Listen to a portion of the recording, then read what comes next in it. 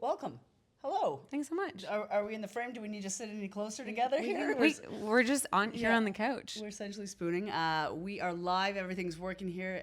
It's Jax, and I'm joined by Devon Matthews, programming head from Rainbow Railroad. How are you? I'm so good. Yeah. What a beautiful day in the East End. I know. It feels foggy and somewhat gloomy outside, but today's a very important day, Human Rights Day. Huge day. Yes. Yeah. Yes. So this is the first time that we're, in-person meeting, very close on a couch together. But obviously, I've worked with Rainbow Railroad a little bit through radio. I'm familiar with what you folks do and are so lovely with what you do work-wise. Can you tell everybody who's watching here on Instagram Live, as long as we're live, how you work and what exactly you do when it comes to helping out folks across the world? Yeah, for sure. So the organization Rainbow Railroad has been around since 2006. Mm-hmm. We started really activist roots, and the name Rainbow Railroad is a bit of an homage to the Underground Railroad. So this idea of queer and trans people reaching out to queer and trans people around the world and kind of leveraging our collective privilege to support those who don't have it and who need support for whatever reason, because they're facing state-sponsored persecution, community-based violence, they're incarcerated, they're facing criminalization, et cetera. So we do a whole gamut of things to support people, everything from supporting people in getting their bail so that they can get out of jail, relocating internationally, going into hiding if they're in a situation where they're running from the police or from the state in any way, providing finances to organizations that do kind of human rights activism and work to progress the space so no one has to flee at all, which is obviously the ideal, the end goal. And yeah, we do all of that, and then also mobilize communities in Canada and the US and around the world to kind of ensure that they're coming together and supporting the queer and trans community. I think a common misconception, folks who are somewhat familiar with Rainbow Railroad is that you are relocating or, removing folks from unsafe countries. But you do everything, like you just said, from helping folks in jail or in prison to helping folks make sure that they can make their bills, to actually moving people across unsafe borders. Mm-hmm. In order to do all this, it takes money, right? So much it's money. So much money. And we're going to get into the breakdown of how exactly these costs work and what the finances are behind it.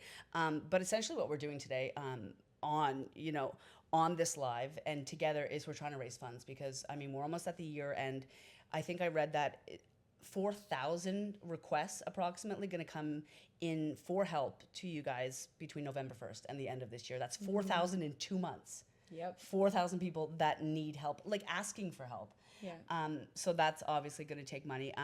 Instagram Live right now. You can go to my bio because, like we just said, to do this, finances are needed, funding is needed.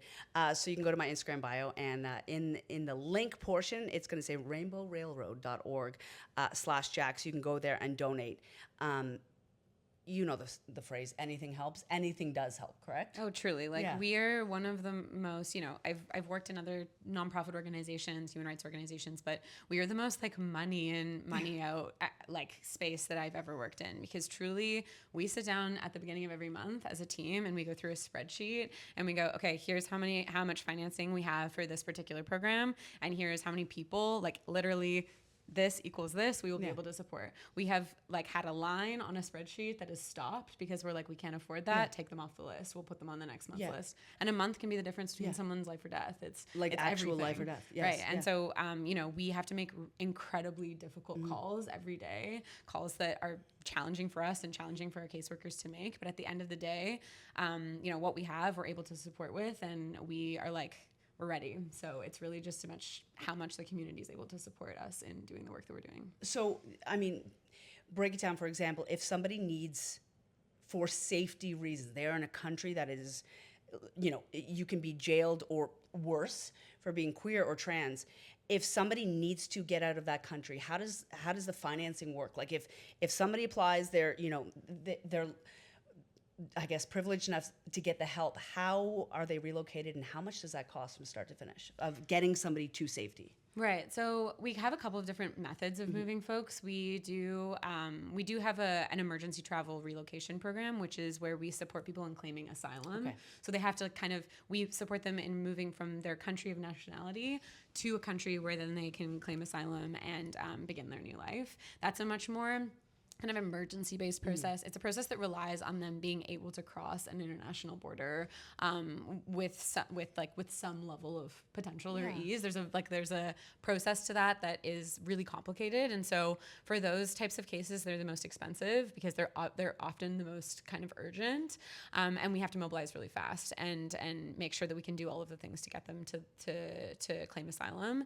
And so usually those cases cost between like $12,000 and $13,000 per person. Per person. Mm-hmm. And so that's like and that's not including any form of overhead or staff or admin. Wow, that's okay. literally just the cost of like moving person from point A to This point is B. for the person. Yeah. Yeah. Wow. Okay. Yeah. And then other programming that we have that we work in tandem with the government. So we are a direct referring partner with the government of Canada. We're the only LGBTQI organization in Canada that has that type of relationship with the government, and the only organization in the world that has a specific queer pathway with the Canadian government that allows refugee resettlement, which is huge, but it costs a lot of money as well. And it's a bit different. Its model is a bit different, but it costs us so much because people are waiting for years for that type of resettlement. So we have to support them in different ways while they wait, especially our trans, non-binary, genderqueer, and gender non-conforming folks. Like they need a lot of support. They're in completely different vulnerabilities. So it costs us a lot. The Time Is Always Now campaign, and like I was just saying, you can go to my Instagram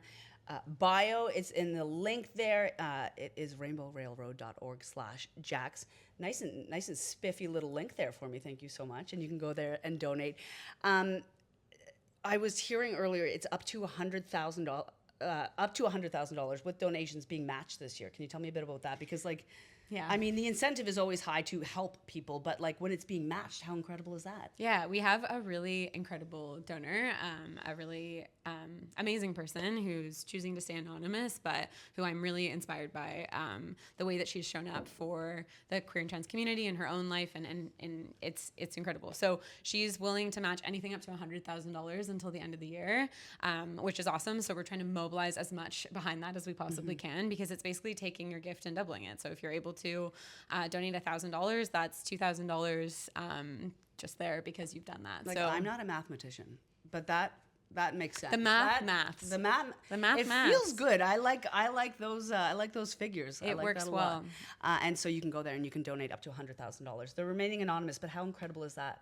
And do you have a lot of, because I know there's monthly gifts, and I know there's a lot of folks who, continuously donate. Do you see a lot of people who continue to come back and donate and want to be a part of Rainbow Railroad even more than monetarily? Totally. Yeah. And I mean, like, the thing is that I really like the Time Is Always Now quote. It comes from James Baldwin. The idea behind it is that like nobody's coming to save us. Yeah. The time is now. Like, we've never been more challenged or more ready to kind of do the work that we're doing right now. We're in a huge political moment. We're facing a rollback in a lot of rights in the LGBTQI community, and nobody is safe, and nobody is insulated from this type of work. And so we need to do this work for ourselves as much as we need to do it for others. And we were built because of community. We have an amazing monthly donor kind of, group of people, and we are always trying to encourage more people to join in, because not only is it financial, but it's also putting numbers behind the community, pressuring government, coming out to events. Like, it's a huge, it is a community. And so we really encourage people to not only be monthly donors, but to spread the word as well. You were just mentioning about, obviously, different political climates all over the world. And I think that a common misconception is that, progress is being made, like everything's getting better, and in some cases it's not getting any better. In some cases it's getting worse. So can you tell me a little bit about, I guess, the urgency behind us needing to do this now? Like, speak more on what you were just saying about, I guess, regression almost, right? Like, yeah. Yeah, it's it's interesting because I don't think any human rights fight or civil rights fight has ever been linear. Yes, yeah. And the reality is that LGBTQI rights are a complex, multifaceted thing. You win one thing and then you lose another. You take one step, One and step then you forward, take three two steps back. Yeah, yeah. And there's in every movement where folks that are on the margins, the global majority has faced. We see this. We see steps forward and steps back. We see it in the Black Lives Matter movement. We see it in the disability rights or access movement. This is a thing, and we are in the thick of it right now, and we're seeing a huge rollback in rights. But there is no better time to show up and fight than in those moments, because there's so much pressure behind the rights that we've gained. Yes. And if we continue to show up and say absolutely not, then it's really hard to unravel things when you have an entire group of people, especially with allies behind us, supporting that and holding that wall up. The grip, I guess, the work is never done, but don't loosen the grip, especially right now. Please don't. It's like that chaotic Squid Games, rope fight. Yeah. We're just constantly holding that line, and you just have to. There's no letting go. We're just speaking about allies. We had been asking for some questions on Instagram the other day, and I actually had a really good one coming into my inbox. Somebody asked, as an ally, beyond donating money, how can I get involved, and how? Or how can I get involved, and what do I need to do? Yeah, I mean, so many things. I think that speaking out and using your voice is kind of one of the most consequential things that people can do, especially allies, because frequently LGBTQI activists or human rights defenders are seen as kind of propping up an agenda or elevating something just because it's their own personal lived identity. Whereas LGBTQI rights are just human rights. They're a human rights issue that everybody should be concerned about. And so allies speaking out, vocalizing, standing up against really harmful bills or policies in whatever country you live in is consequential to the work that we do. And remember that it's consequential not just to your friends and family who are queer in the country you live, but it's consequential to newcomers as well, because we're moving individuals into Canada, into the United States, into Europe that have just fled terrible situations. And then they enter into a new country where they finally feel like they can be free. And then they're watching rights roll back. And that's re-traumatizing, terrifying. And so knowing that there's a community of allies showing up and really speaking out is consequential. There's ways to volunteer with us and with other community organizations in the city that you live in. If you live in Toronto, for example, the 519 is an incredible community space, and volunteering your time with them or with us is incredible. And I think also obviously donating, but I think if you can't donate, sharing to your community, or just guilt tripping your family in the holiday WhatsApp group chat. It's almost sending them the link. It's almost a season to have those awkward conversations and stay in them, and that's the thing, right? I feel like the also speaking out. If you're an ally, if you hear something, if you hear a conversation and folks are not saying the right thing, or something's wrong, I think a lot of allies are nervous of being an imperfect ally. They don't want to speak up. They don't want to say anything because they're like, I don't know enough. Stopping those conversations, especially during the holidays, is so important. And again, speaking about allies, I have some friends in my life who say, well, I don't know the right thing to do, so I don't do anything. Mm-hmm. And I think that's such a common thing. And I think what you're saying is just get involved in whatever way you can, correct? Yeah, and we live in the age of arguably too much information. Yes, yeah. So I mean, if you're unsure or you don't know how to contribute or what to do, take to the online world. We have unlimited amount of resources. We have so many resources available to folks, and we are constantly asking for that support and that help, and we need it. We can't fight for the rights that we all deserve unless we have the backing of other people. And I think, perfection is the enemy of good. So just do it. Say that again one more time, right to the camera, that quote. Perfection is the enemy of good. So just do it. Yeah. Any help is so much help. And again, you can go to my Instagram page, and it has the way that you can donate. It is rainbowrailroad.org/Jax. I wanted to know, because out of curiosity, I know a lot about the work that you do, but when somebody is relocated to a new country, how do you support, and what resources are you giving them once, I guess, they're on, quote unquote, the other side? Yeah, so it really depends on the program that they move through, whether they're an asylum claimant or they're coming as a refugee. There's different statuses and kind of access related to that, depending on the country they're going to.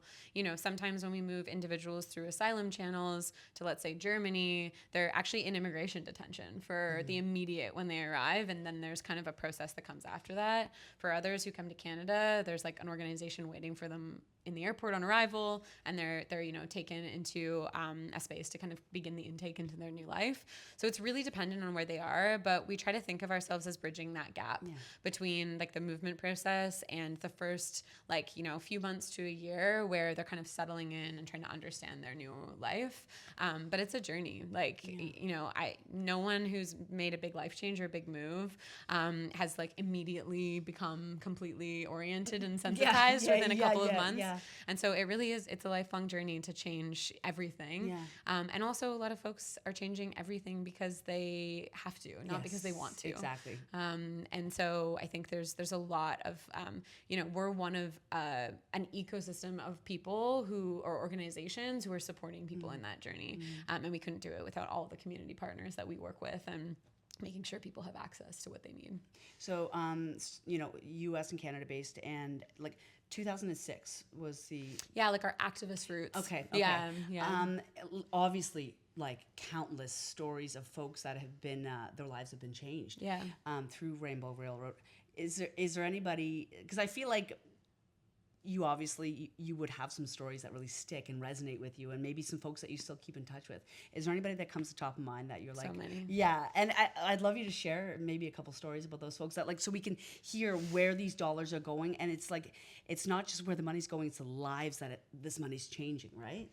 Yeah. I mean, there's so many, and each individual story is just like it's so impactful. We always talk about the fact that like we are just the kind of facilitators and the logistics people, but the like real, like the hero behind the work, the person who's like the most courageous, resilient human being is the person who's like doing the move for their life and fighting for their life. And there's so many stories. I mean, like recently we just had a huge win where some individuals who we'd been working with for 4 years were successfully relocated to the United States.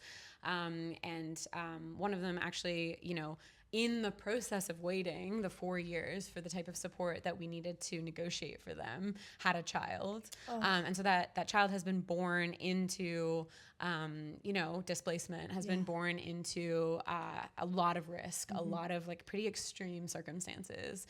And I think about this child now being 2 years old and starting life in the United States with a parent who's now able to like live and be and show up and be the type of parent that they deserve to be, and, you know, provide the life that this child deserves. And I think there's a lot of trauma that those individuals went through over the course of the last 4 years. But at the end of the day, like they sent us an email the other day and they were like, you guys are, you know, the reason why we're able to see the light again. And so I think those moments are obviously consequential and huge, but there's a million stories like that. They are the reason why we keep doing the work that we do. And I feel like that, like they're obviously you continue to help them. Like those are lifelong relationships now that you're having with these amazing folks, right? Yeah, and we hear from people, like we get invited to weddings and I run into people on the streetcar sometimes and I'm like, oh my God, how are you? What's going on? Yeah. I've ran into people on the dance floor at the club. Like we just see people around and like dancing towards. I mean, it's incredible. And there's so much, you know, there's a special bond created between, while we have to be very careful about creating, you know, boundaries for everybody that makes sense and not getting too close to individuals, there's something very intimate and very queer about the reality that most of the people that we work with have never, ever, ever uttered their identity to anybody except us. And so it's like we're the first people that people talk to, and we're the first people that sometimes we're the first queer people they've met. And so that relationship and connection that we can build with people where we go, hey, like I always like talk to people about my own identity, my own journey, my life, and then they talk about theirs and we build connection from that and create there's a lot of trust there that's built. As they're meeting you, they're also kind of meeting themselves in this whole new world. Yeah. That's absolutely incredible. Now, I always, we know the saying, like, Pride is 12 months a year, and we love folks to show up more than June. It's always ideal. Beyond, I mean, you guys do a ton of work, obviously, in June, and like right now we're doing Human Rights Day. You guys did last Giving Tuesday as well. Are there any big, like, big events or milestones each year that you would love people to either attend, or that they can, like, if they're not able to donate maybe right now, that they can donate at a different time? Because again, 12 months a year, right? Like any times of the year that people can either get involved physically or financially. Yeah, I mean, like the matching campaign that's happening now is a great way to double your impact, but like truly every time, anytime is a good time to donate, especially if this is a really hard time for you or your family, because it's like the holidays and it's an expensive time of year. You know, we always see that the first few months of the year, like January, February, March, is like a really slow month, like period for us, because people have done all their giving at Christmas. So if next year you're like finally kind of like, okay, I can give, that's like one of the best times to give, honestly, because things are slow for us. Yeah. And so having that momentum is really helpful. Obviously we have a million events during Pride. Giving during Pride is really helpful because a lot of corporations also double impact and like are involved, which is great. But frankly, anytime is a good time to donate, and anytime is a good time to volunteer and get in touch with us. I think paying attention to the news cycle and understanding when things are happening.